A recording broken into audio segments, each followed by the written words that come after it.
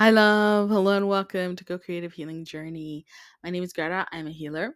And here and now, I have a message for you from the unconditionally loving energy that guides you.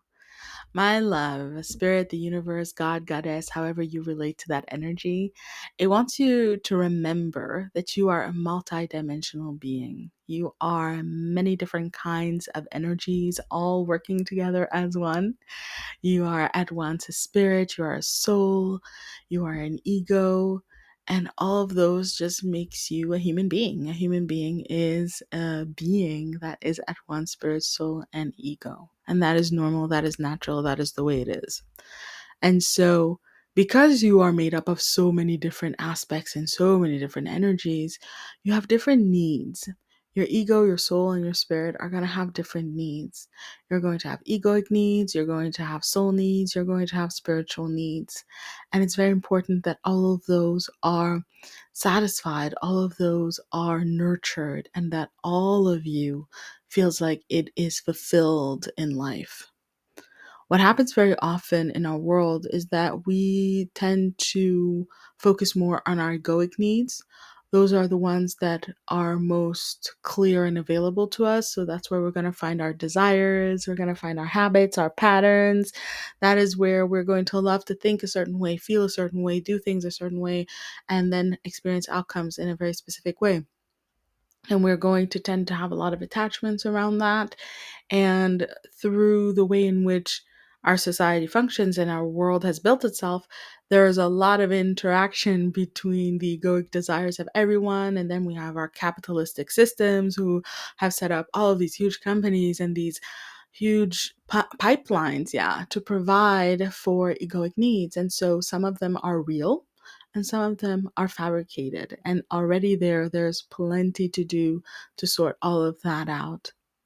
But yet again, that is a lot more accessible because that is stuff that we think about. Those are things that we think about, that we deal with in our daily lives. There are plenty of people who talk about thinking in ways that are healthy and wholesome, feeling in ways that are healthy and wholesome, acting in ways that are healthy and wholesome, situating in ways that are healthy and wholesome. All of that is easily accessible.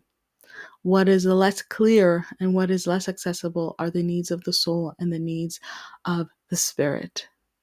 And the needs of the soul are very simply defined. They can be simply defined in the sense that your soul is the part of you that co creates your reality. And so the soul requires a lot of clarity, a lot of discernment, a lot of awareness in the path and the journey. Who am I? What am I doing in life? Where am I headed? What am I creating? What for? How do I get there? The soul is very much concerned with what you love and what you value and how you can build a reality where you're living out what you love and what you value. And so already there you can hear that this is not a realm, these aren't dimensions that most people inhabit for various reasons. But most people are not consciously living out their soul. They're not consciously aware of what they love and value. They're not consciously pursuing it.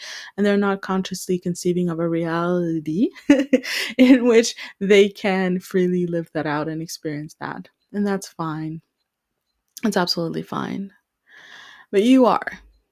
You are someone who needs that. You are someone who has a need to know who you are, to know what you're about, to love what you love, to engage with what you love, and then to create a reality that is made up of all that you love, a reality that functions and that breathes what you love and that exists to serve what you love.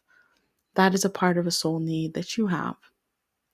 And another way to put that is that you have a soul need for wisdom. That would be a way to define wisdom, to live in accordance with the needs of the soul that needs love to guide and direct it, and the soul that needs love to be the core principle around which its reality functions and operates.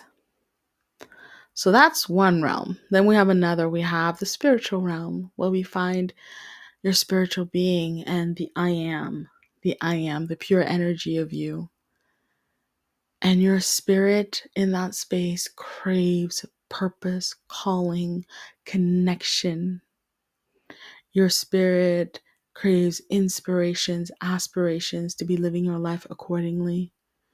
Your spirit craves purity in the truest sense of the word. Again, not the distortions we might find at an egoic level, but in the spiritual sense, purity means there are no distortions from the core essence of a thing. So, at its core, everything is love energy.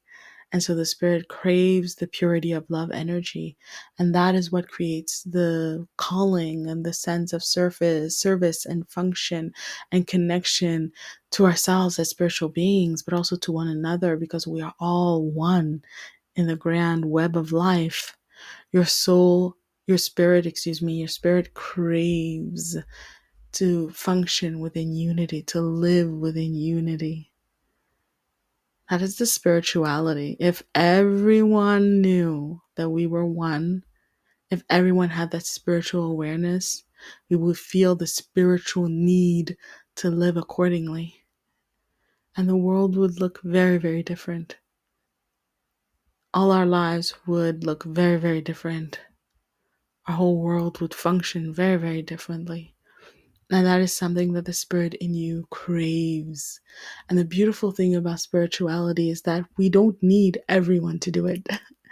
It would be beautiful if everybody did it. It would be amazing if everyone lived in alignment with unity, in conscious alignment with unity. We all live with unity, but in conscious alignment with unity.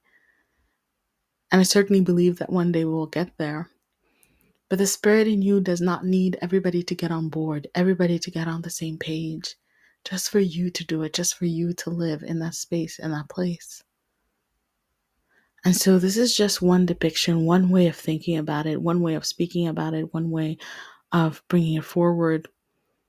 But those are needs that you're going to feel very, very clearly within you. That need for love to be the guiding force and organizing principle in your life, as well as that need for purpose and connection in the world. Those two things are going to become so much more clear to you at this time in your life and going forward. And Spirit wanted to give you these words so that you could identify what's going to be showing up in your life within you so clearly in the hours, the days, the weeks to come, the years to come, because it is, of course, an ongoing development into the infinity of your being, really, because that is what both the soul and the spirit are, infinite, boundless beings. And so, my love, those were the messages that I have for you. That is what I had to share here and now. And so, I hope that these messages serve you. I'm sending you lots of love, wishing you all the best, and I will be seeing you around. Bye.